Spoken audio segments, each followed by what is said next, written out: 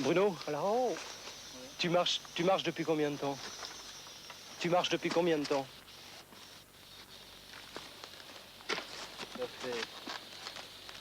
Ça fait 5 jours. 5 jours que tu marches là? Oui. Et tu as eu des problèmes pour passer? Il y a eu des contrôles? Oui, c'était... J'ai dû traverser une grande route, suivre une grande route où il y a des patrouilles de police et des compagnies. Et on s'est perdu dans la jungle, dans les montagnes. Ah. Ça fait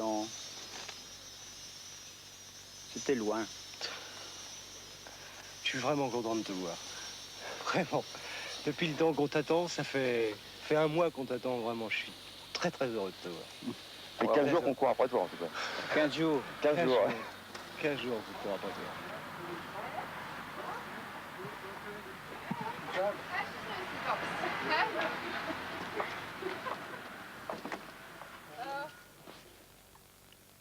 Il y a 1 an maintenant que les parents de Bruno n'ont pas une nouvelle de lui. Le vœu le plus cher de sa vieille mère, le revoir une dernière fois, avant qu'il ne soit trop tard, dit-elle. Bruno, 34 ans, est l'aîné des 3 enfants. C'est devenu un fugitif pour avoir voulu fédérer les derniers nomades de Bornéo qui luttent seuls contre une destruction qui nous concerne pourtant tous.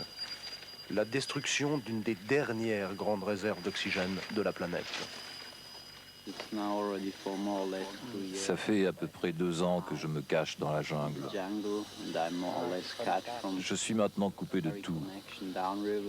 Il y a des militaires partout. Et ils sont sur mes traces. Ils essaient de m'avoir, mais c'est pas facile.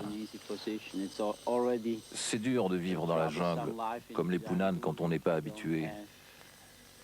Et c'est plus difficile encore en étant traqué par le gouvernement. Qu'est-ce qui se passerait si tu étais pris? Ils me puniraient, je ne sais pas vraiment comment, mais les policiers ont dit aux Punan qu'ils me descendraient s'ils me trouvaient. Le 22 décembre 88, pour la même raison, dans une autre forêt, l'Amazonie, Chico Mendes a été assassiné par les grands propriétaires terriens du Brésil. Je pense que c'est la vie qu'il lui a imaginée, parce qu'il est un type de nature. Je pense qu'il n'y a pas quelqu'un d'autre qui pouvait faire une vie comme ça, comme lui fait maintenant. Déjà en Suisse, j'ai essayé de travailler sur les origines de l'humanité. J'ai un peu étudié la culture des anciens, comme par exemple les fermiers. J'ai écouté les vieilles histoires. Mais en Suisse, on ne peut pas remonter très loin dans les origines de l'homme. En revanche, dans des endroits comme l'Amazonie ou Bornéo, on peut arriver à retrouver des peuples qui sont très près de la vie originelle.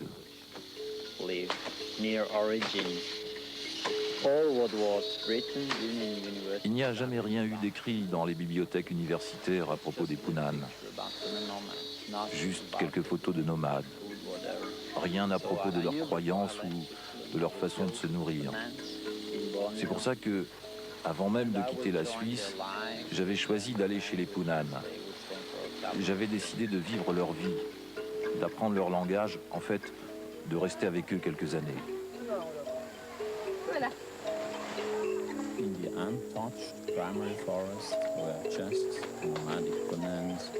Dans la forêt primaire, encore vierge, il ne reste plus maintenant que 450 Punan nomades.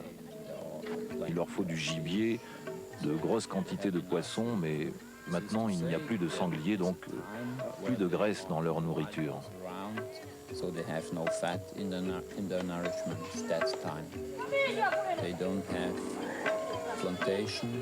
Les Punan ne cultivent pas la terre. Ils sont vraiment nomades. Ils doivent tout trouver dans la nature.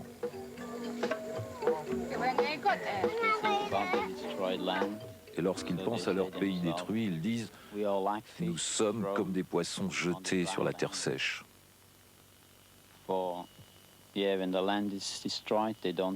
Quand leur terre est détruite, ils n'ont pas assez de nourriture et se demandent comment ils vont pouvoir survivre. Ils ne peuvent pas survivre longtemps. S'ils veulent conserver leur mode de vie, c'est impossible. Cela veut dire que les derniers nomades disparaîtront dans les mois qui viennent si on continue à couper les arbres.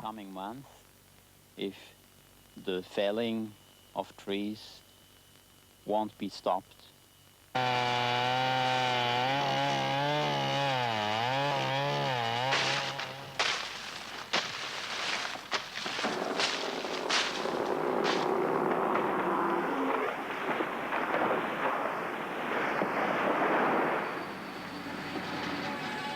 30% de la forêt a déjà été rasée depuis 20 ans. Face aux compagnies toutes puissantes, les Punan ont tenté de monter des barrages pacifiques pour empêcher le bois d'arriver jusqu'aux rivières. En pure perte, mais le gouvernement accuse Bruno Manser d'être l'instigateur de ce type d'action. Je n'ai pris aucune initiative. Ce sont les Punan qui m'ont demandé de les aider. Ils se plaignaient de la destruction de leurs terres et chaque fois qu'ils ont demandé à être laissés en paix, personne n'a voulu écouter. Même quand ils ont envoyé leurs représentants dans la capitale, le gouvernement les a expulsés.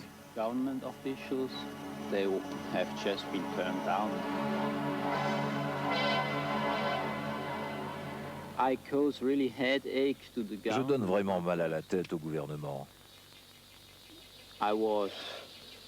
J'ai été traité de vagabond chômeur.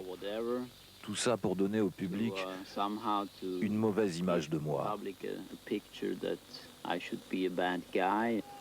L'image de quelqu'un qui n'a pas de boulot et dont la seule solution est de vivre avec les Punan.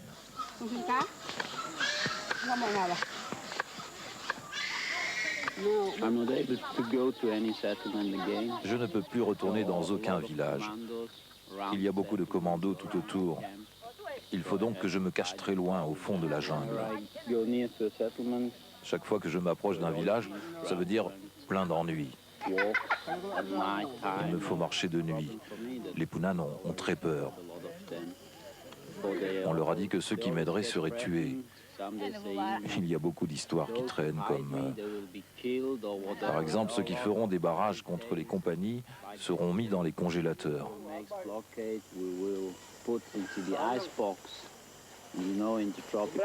Dans ce pays tropical, où personne ne sait ce que peut être la neige ou la glace, ils imaginent des choses terribles. Ça fait 2 ans que les choses se passent comme ça, mais ils n'ont jamais pu m'avoir. Maintenant, ils essaient d'infiltrer les Punan, de les acheter pour trouver ma planque. Quels que soient ceux qui me recherchent, je m'en moque. Ils ne peuvent pas me trouver. Il leur faudrait une sacrée chance. Mais si un seul Punan passe de leur côté, où que je me cache, ils me trouveront. Il y a 6 mois, 2 Punan à la solde du gouvernement ont tenu Bruno en joue. « Tirez si vous avez le courage », leur a-t-il crié.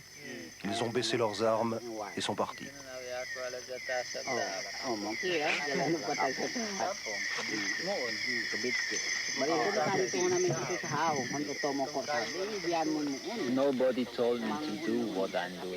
Personne ne m'a jamais demandé de faire ce que je fais maintenant. J'essaie de suivre mes propres intuitions et je veux apprendre. Bien sûr, j'écris surtout ce que je vois pour qu'un jour, mon expérience puisse servir à quelqu'un.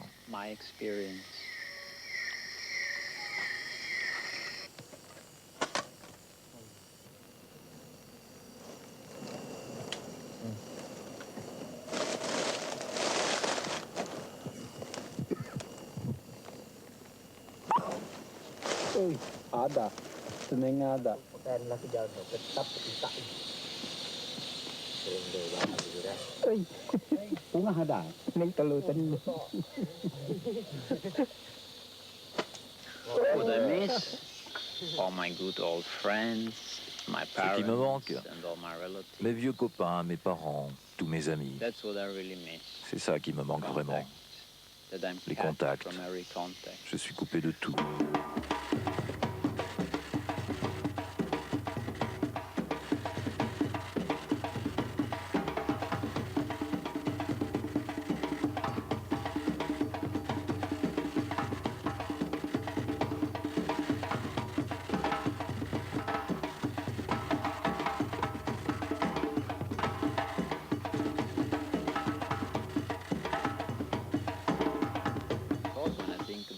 Bien sûr, quand je pense aux montagnes de la Suisse où je faisais le fromage lorsque j'étais berger, j'ai un peu de nostalgie et je me dis que j'aimerais bien y être. Mais si j'y pense trop, je ne pourrai pas rester et j'ai encore tant de choses à faire ici.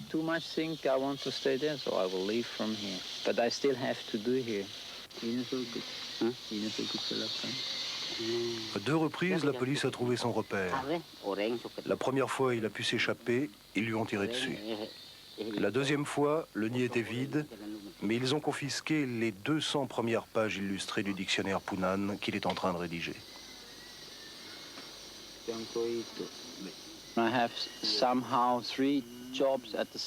En fait, j'ai 3 boulots en même temps. D'abord, tout simplement, manger tous les jours, comme les nomades. Et c'est déjà un boulot à plein temps. Ensuite, faire mes études, écrire, dessiner. La troisième chose, c'est la lutte pour la protection de la terre et essayer d'unifier les Punan.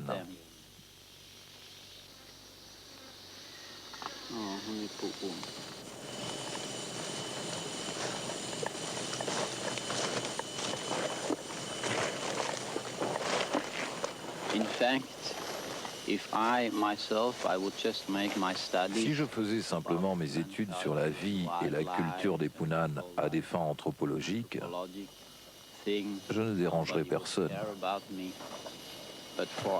Mais comme je suis engagé avec les Punan dans leur combat pour ce pays, et que maintenant, grâce à vous, j'ai un écho international, je suis devenu un danger pour les compagnies qui exploitent les bois tropicaux.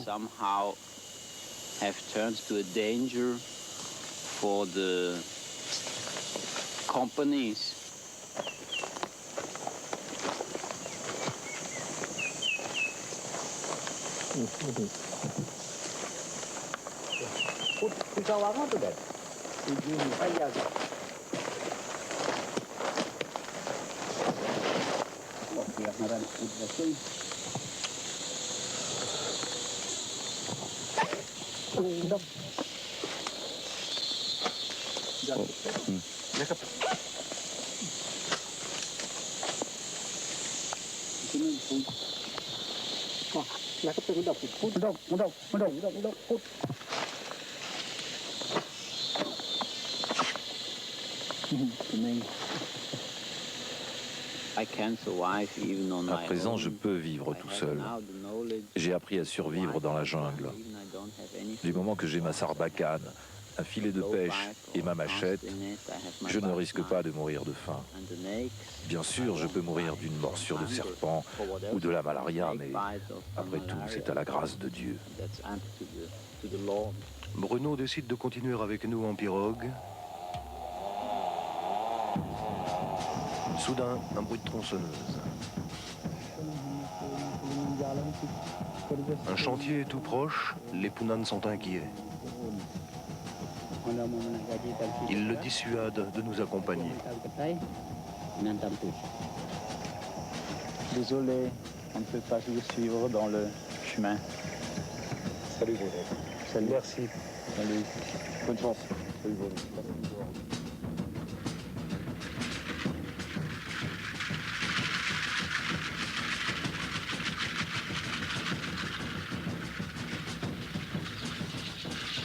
Nous sommes rentrés en France. Lui est toujours au Sarawak, seul, parmi les derniers Punan prêts à disparaître avec leur culture.